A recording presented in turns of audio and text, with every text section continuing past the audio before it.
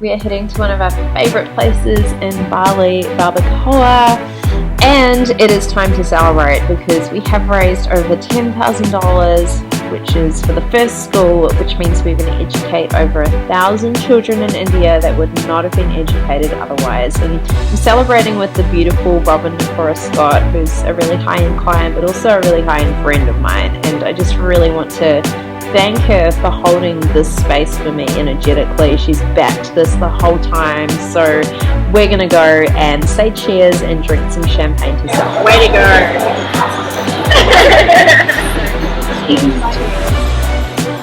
So excited that the first school, all the money has been raised for it. Obviously we had an epic celebration to make sure that we locked in the celebration mode and really called in even more of the abundance around helping the children.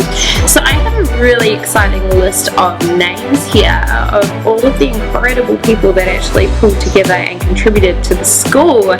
So in no particular order, we had Bianca Juice, we had Emma and Dave Henry, Tony Bird, Magdalena Dybel, Kelly Lynch, Angela Dove, Daphne Wells, Lawrence Tans, Laura Berry, Lucy Hendricks, Lee Merhead, myself, Robin Nakora Scott, Sierra Foy, Jess Silly, Narelle Clyde, Callie Graham Sutton, Vicky Lani, C. Barrow, Celine Gerard, Anna Trubovich, Celeste Rains Turk, Jodie Leake, Lisa Nadler, Camilla Christensen, Leigh Bundy, Steve McNamara, Nikki Gallagher, Nicole Woodruff, Ian Kai, and Renelle McPherson. So isn't that amazing? How many people was it?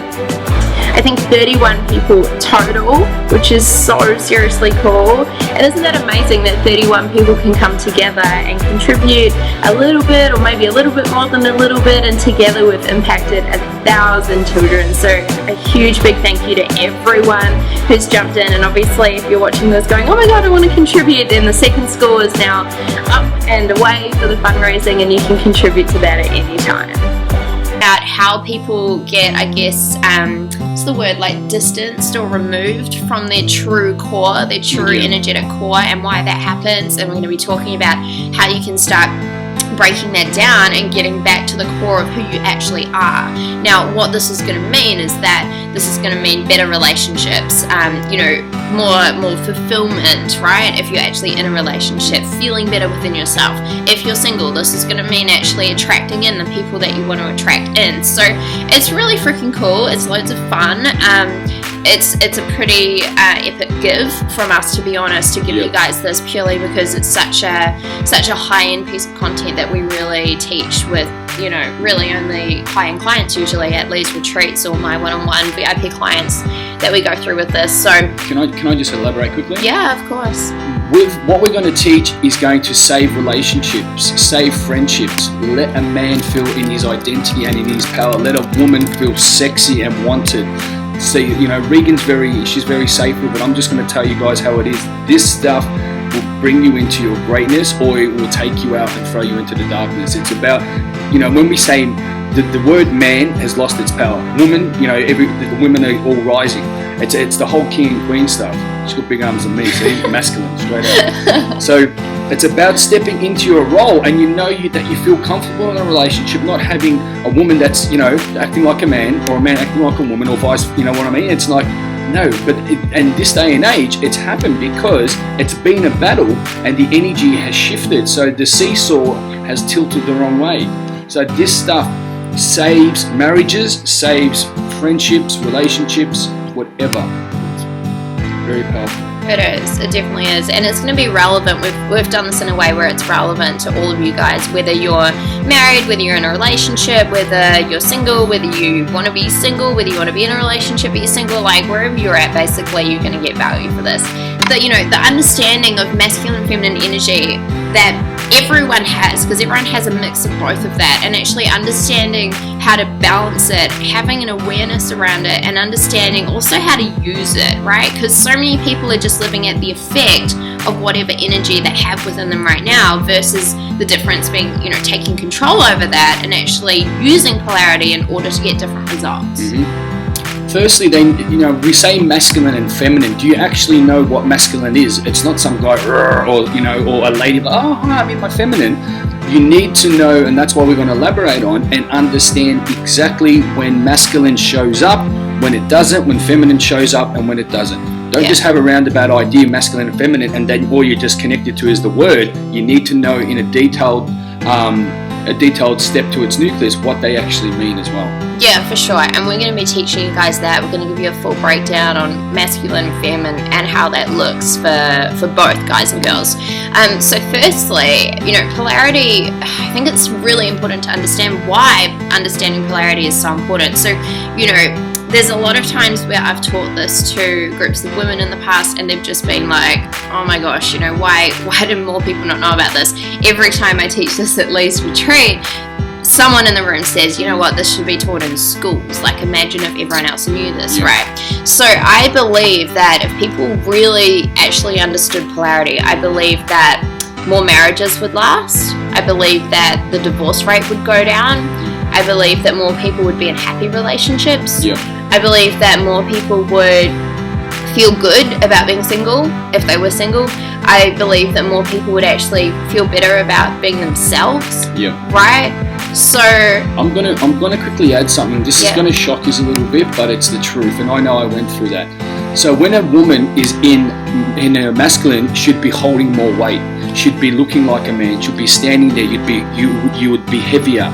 Yeah, and because that is your masculine energy in your body changing your physiology, and a woman that's normally in her masculine is bigger than a normal woman, and you know what I mean. And that's not. I'm not going to say it happens all across the board, but the majority, because we've done a lot of work with people. When the woman stepped out of her masculine and went into her feminine, she lost kilos upon kilos, looked a lot sexier. Flip side, when a man is in his feminine, he's thinking about cortisol, he's thinking more feminine. He starts to, I'm not kidding you, this happened to me. I started getting man boobs. I put on a lot of fat around myself because I'm feeling sorry. These are muscle now. Can you see? Yeah. So I used to be an international artist for NARS Cosmetics. I'm not sure if you've heard of NARS, but and I used to travel and set looks for spring and fall. And I've been doing makeup for over 17 years. Love doing makeup. And I started a cosmetic line about 10 years ago just to help create accessory products for, because I feel like a lot of people have great products, they just don't know how to use them. They obviously they need to go buy more stuff, but they really just weren't repurposed. A lot of the things they already got. So I just created a handful of accessories, kind of are the needle pushing items that they need to give them that breakthrough with their stuff, or if they've been using YouTube to learn, like just the pieces that they need to give them that kick. And bossgloss was created just recently. Actually, I've had the line for about 10 years, but I relaunched a few months ago, and every month I feature a different boss that's showing up in her business completely unapologetic and just owning it in her space. And so I just wanted to feature a specific color behind an amazing woman. That's kind of where the concept came from. I love that concept. That is so cool. And in terms of, tying in the impact and the schools, right? So for the colour you've chosen for me, I'm right in thinking, so all the profits are going towards the school that we're currently funding? Yes, that's exactly right. So there's, so the glosses retail for $25, and all the proceeds for the gloss that we sell are going to go towards funding Make a Change for the children. Yeah, guys, what I need you to get is that ultimately, I pulled the best out of all those people that I worked with, the people that I collaborated with, the best from all the programs, and I really made it my focus to create quite a simple system that generated really, really, really fast results for my clients, right? So now, I will get on the phone with my clients, and the way I work with people in a VIP one-on-one, way is that it's not done off time, it's done off results. So they literally have total access to my calendar. They can book in for a call at any time. Now, generally, these calls are done in 15 to 20 minutes, right? Unless, obviously, there's like a few key elements running through different areas of their life, which they want to focus on, in which case we'll do like lots of like mini laser coaching sessions all at once, right? And this is ultimately what I'm going to share with you today. It's what I'm also going to focus and do live with someone on the lines. I got pretty serious about it a couple of months ago, and I hired a coach to help me figure out exactly what it was that I wanted to do. I knew I wanted to help women, but I didn't know how or what exactly I wanted to do. So she helped me get really clear on that. That actually took me a couple of months to sift through everything till I found out, you know, exactly how I wanted to coach women. So that was all good, and I've got it all going and started, my Facebook page and my website, and got lots of interaction with people. But I'm kind of at the stage now where I'm obviously needing to start making money, and people are starting to book their, I call them like my discovery calls, but it's just getting the ball rolling. And I'm really struggling getting more and more people through and converting them. Just give me a quick overview of where you want to be. Like, what's the big picture? What's the ultimate goal? Is it like 1 client? Is it 5? Like, what are you aiming for right now? That's at least 1 at the moment. So what I was saying is I've tried to set my goals believable for me at this stage where I am, because if I make it too far out of reach for myself, then my mindset work that I've been doing has come crashing down around me, and I'm just trying to keep everything on par and just keep it, you know, keep it realistic for where I am now. Totally. Okay, got Which you. I know is a small goal for a lot of people that are out there, but yeah. Yeah, no, absolutely, and you know, you definitely have to start somewhere, and you know, I kind of like that you've said it there, because it's in a place where it feels like, for me, it's believable for you, but it still feels like a hell yes, that'd be an awesome goal to be doing 10k a month. But at the same time, you know, I have a lot of people come through and they're like, I want to be doing like 100k a month, and they haven't even got their first client. And it's like, well, let's come back to reality a little bit and work at something you can actually believe, because otherwise it's a form of self-sabotage. So I'm curious to know, like, what have you done in order to get there so far? Like, what have you done to align for that $10,000 a month? The most that I've been working on lately, I have to say, is my mindset and my self-worth. We're in a bit of debt at the moment, and I'm pretty good at self-sabotaging, so it's been a big thing for me in the past. Well, I've been trying to work on that, and I think I've actually done pretty bloody well with it, to be honest. So, question for you, who do you think you need to become in order to be the version of Catherine that is already receiving at least $10,000 a month, like 10k minimum, from her private paying clients? Like, who do you think you need to become? What would you do differently? What would you think differently? Probably a bit more outspoken.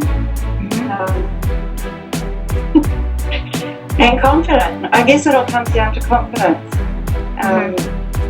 Like, how do you get over your confidence if you're trying something new? Maybe being a bit more open about my story and speaking more my truth, I suppose. Right, okay, thank you. You've hit the nail on the head. I was like, she's nearly there. So I feel like the biggest things for you right now is that you need to make a choice, a little bit of a different choice in terms of fully stepping into your message, right? And doing it in a way where it's totally unapologetic, it's totally unfiltered, and you start actually putting content out there and saying the things that you would say just being you, and doing this in a way where you're going to call in these people, right? Where you're going to call in these people that it's like a total no-brainer, right? In terms of the confidence, you know, there's no pill for confidence. Confidence is created by having some courage.